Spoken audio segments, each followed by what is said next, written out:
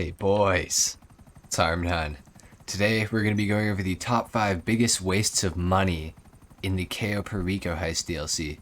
So out of all the vehicles that they added in the Cayo Perico Heist, there was a lot, honestly, that I think were a complete waste of money. And if you bought them, I would highly recommend to sell them. Or if you haven't bought them, definitely do not buy them. So let's get right into it here, starting off with number 5.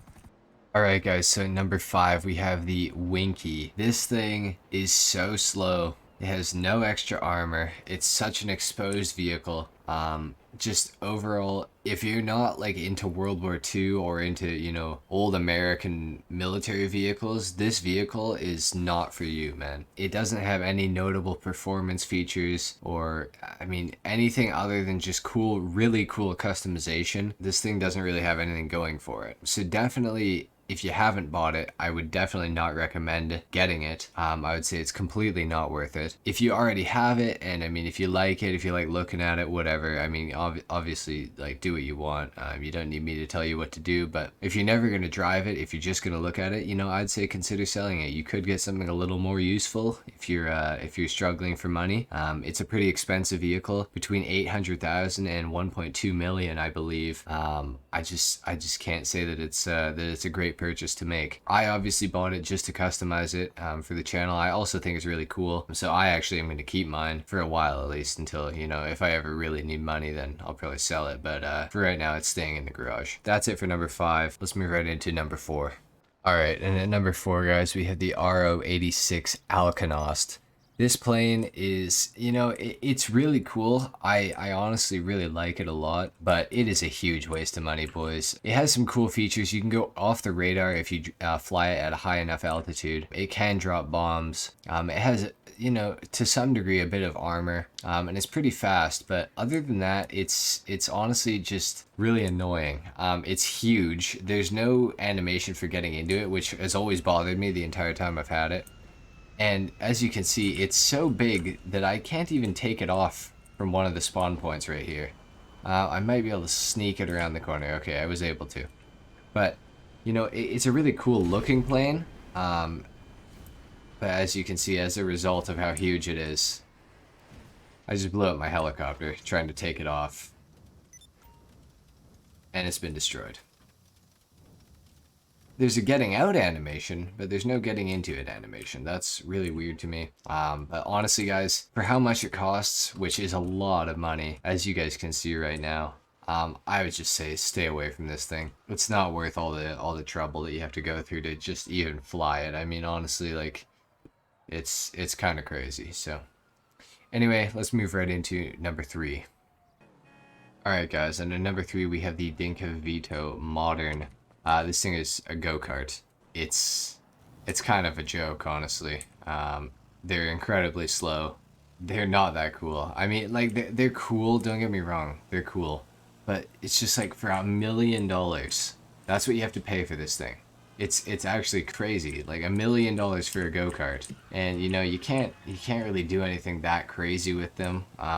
Obviously, they're kind of fun to have. I definitely would enjoy, running around in a go-kart from time to time, but it's not $1 million worth of, fun, I don't think. And for the other one, it's about 700,000. I just can't see it. They're just not that great, guys. I don't know. Obviously, if you're a go-kart fanatic and you have $1 million spare, go get one, but you might be a little bit disappointed, and it's something that you're definitely not going to use all the time.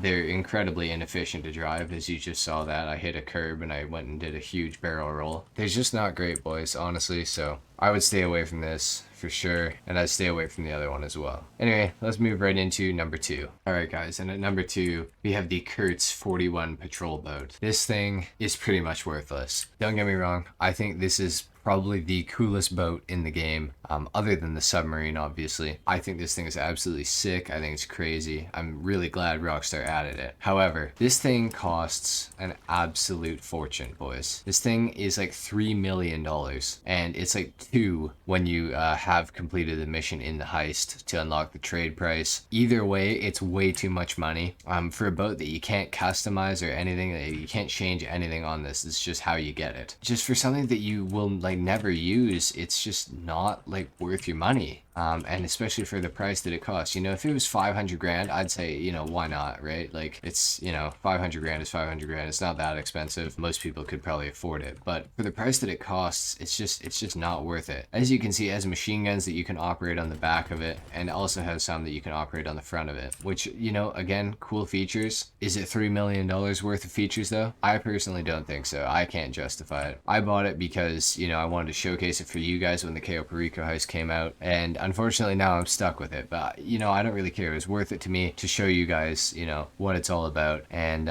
you know, it allows me to make some videos, right? So that's why I bought it. Other than that, I cannot advocate for anyone to buy this thing. It is a complete waste of money, no matter how you slice it. Even if you love the thing, which I do, I think it's really cool, but it's so unusable. There's no reason to have it, honestly, guys. That's number 2. Let's move right into number 1.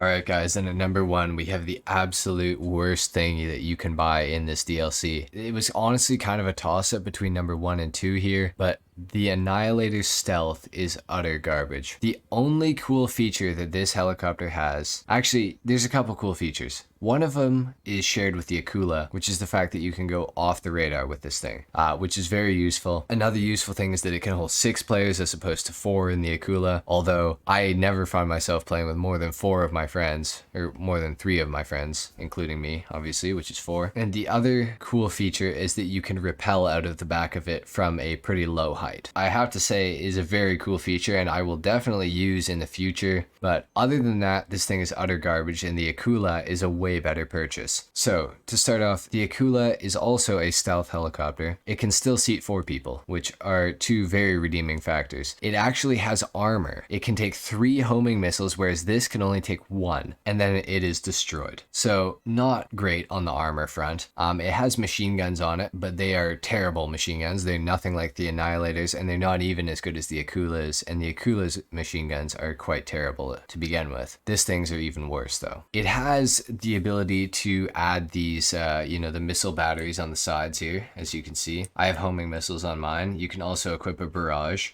which, you know, that's, you know, cool options and whatnot. It's not worth it, boys. If you're gonna get a stealth helicopter, just buy the Akula. It's way more worth it. 3 homing missiles, you know, you're better protected. You can still go off the radar. You can still carry 3 of your friends with you. Your friend can operate a mounted machine gun, and you can operate the missiles and the 2 machine guns if you want to. It's just way more worth it, guys. Honestly, I would say avoid this thing at all costs, unless, you know, you're trying to make some online, like GTA Online, like movies or something like that, like some machinimas or something, which, I mean, realistically, none of you guys probably are. The rappel feature is this thing's absolute best feature, and that's pretty sad because, you know, you'd think that Rockstar could come up with something a little bit better than just that, but apparently not. So anyway, guys, that concludes the list. I hope you guys enjoyed the video. I hope you guys learned what you shouldn't buy. That is really important. I don't want you guys wasting your money on these things that are just not really that great, honestly. So